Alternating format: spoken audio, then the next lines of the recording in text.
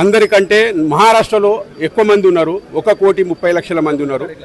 మా తెలంగాణలో కూడా దాదాపు 1,00,000 పైన 1,00,000-1,50,000 ఉంటారు. కానీ 60-65 వేలు చూపిస్తారు. అది కూడా కులగణన జరగాలి. అదేవిధంగా మేము ముందు 77లో ఎస్సీలో ఉన్నాము. దాన్ని ఎస్సీ నుంచి తొలగించబడ్డది. ఎందుకంటే వీళ్ళు డబ్బున్నోళ్ళని ఒక పేరు వచ్చింది. దానివల్ల చెన్నారెడ్డి గారు తీశారని మేము అనుకుంటున్నాం. అది వాస్తవమే. అయితే దానివల్ల మాకు నష్టం జరిగింది. ఆ ఎస్టీని పునరుద్ధరించాలి, లేదా డిఎన్టీలో మా పేరు 52వ పేరు మాది రావాలని మేము సవినయంగా ముఖ్యమంత్రి గారికి మీ పత్రికాముఖంగా మేము విన్నవించుకుంటున్నాము. అదేవిధంగా రేపు 7వ తారీఖు నాడు ఆయన ఓపెనింగ్కు వస్తున్నాడు మా భవనానికి, ఆత్మగౌరవ భవనానికి. దానికి ఒక ఎకరం ఇచ్చారు, ఇంకా ₹1 కోటి ఇస్తున్నారు. కానీ ₹1 కోటి రాలేదు. కానీ మా వాళ్ళే, మా పెద్దలే తొందరపడి కట్టేసారు. కట్టిన దానికి మేము ఇప్పుడు ఏం అనలేము. కానీ మా అందరినీ కలుపుకునేది ఉండే, అన్ని సంఘాలను కలుపుకొని చేసేది ఉండే. సంఘాలను కలుపుకోకుండా ఒకే సంఘము వాళ్ళ ఇష్ట అనుసారం కట్టిరు కనుక అది భవనం పోయి అది ఒక రకమైన ఫంక్షన్ హాల్గా మారింది. అందుకు అది నా ఉద్దేశం ఏంటంటే, అందులో మేము హాస్టల్ ఫెసిలిటీ పెట్టాలని అనుకున్నాము. ఊర్ల నుంచి వచ్చే వాళ్ళకు న్యాయం జరుగుతుంది, సామాన్య ప్రజలకు న్యాయం జరుగుతుంది అనుకున్నాము. అది జరగనందుకు బాధపడుతున్నాము, చింతిస్తున్నాము. అందుకనే ఇలాంటి విషయాలలో కొన్ని చాలా లోటుపాట్లు ఉన్నాయి. వాటిని సవరించి ఇప్పుడు దాని మీద వచ్చే ఇన్కమ్ను ప్రభుత్వమే దాని ఏ రకంగా చేయాలి అనేది చేయాలి. ఎలక్షన్లకు పోవాలి. 14 నెలలు అవుతుంది, ఎలక్షన్లు కాలేదు. ఎలక్షన్ జరగాలి, న్యాయమైన మనుషులు రావాలి. దానికి ప్రభుత్వం కొంత తోడ్పాటు చేయాలి.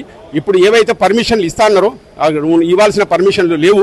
పర్మిషన్లు ఇచ్చి మాకు ₹5 కోట్ల ఇస్తే మేము ఇంకొక దగ్గర ల్యాండ్ కొనుక్కొని మేము హాస్టల్ వసతిని లేని వాళ్ళకు, గరీబ్ వాళ్ళకు ఉపయోగపడేటట్టు మేము ఆ విధంగా చేసుకుందామని మా విన్నపము.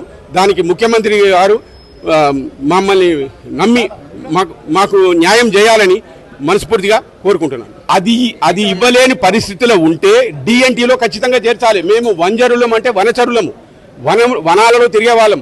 వనాల్లో దొరికే సుగంధ ద్రవ్యాలను తీసుకొచ్చి ఊర్లలో ఉంచి ఒక ఊరు నుంచి ఒక ఊరికి మేము తీసుకొస్తూ ఒక రాష్ట్రం నుంచి ఒక రాష్ట్రానికి ఇక్కడ ఉండే వస్తువులు అక్కడికి చేర్చి, అక్కడ ఉండే వస్తువులు ఇక్కడ చేర్చి ఎడ్ల బండ్ల ద్వారా, ఎద్దుల ద్వారా తీసుకొచ్చాము. అప్పుడు ఆ టైంలో తీసుకొచ్చి మేము ఇక్కడ రహదారులు, ఇప్పుడు రాష్ట్రీయ రహదారులు ఎలా ఏర్పడ్డాయి? ఓన్లీ వంజరుల వల్లనే. అప్పుడున్న పిల్ల తొబలన్నీ ఇప్పుడు జాతీయ రహదారులుగా మారినాయి. మేము ఆ రకంగా కష్టపడ్డ మా జాతికి అన్యాయం జరుగుతుంది. దాన్ని మేము తట్టుకోలేకపోతున్నాము. అందుకు దయచేసి మాకు మా యొక్క విన్నపాన్ని, మా బాధలను ముఖ్యమంత్రి గారి ముందుంచుతున్నాము. ఆయన చేస్తాడని నమ్మకం ఉంది. అదేవిధంగా సెంట్రల్ గవర్నమెంట్ కూడా మేము విన్నపాలు ఎన్నో చేశాము.